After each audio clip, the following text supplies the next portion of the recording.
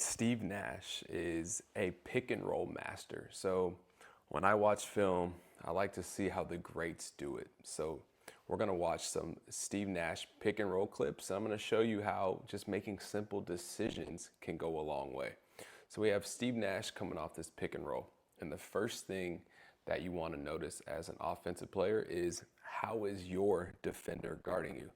Are they going over the screen or are they going under the screen? So first things first, Steve Nash's defender goes over the screen.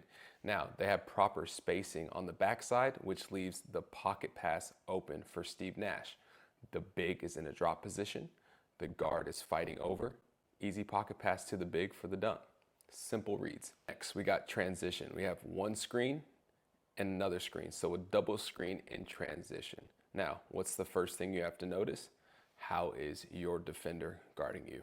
The defender is going over the screen. You see how his teammate pushes to the corner to give Nash more space.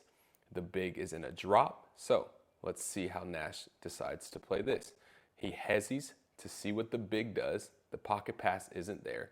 In the moment the big turns because he thinks he's going to pass, Steve Nash goes to the layup, right? It's just keeping the game simple for yourself. Quick hesitation, layup.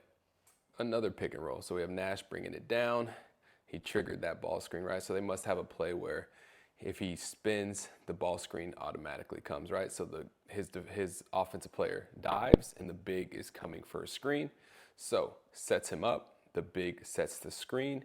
He has his other offensive player coming for a short. We call that like a short read. So he's given him a pass, giving him an option to pass it right there if he needs. But anyways, the defender is going over, the big is in a drop, so he has options, right? Pocket pass isn't there, the guy guarding Steve Nash is late, and the guy coming from that MIG position, we call it most important guy position, is shooting out to the wing out here, so his only option is a floater, right? So let's watch it again. Comes off the ball screen, his offensive player goes through, Gortat rolls. Now, the options are simple: floater, pocket pass, or shot.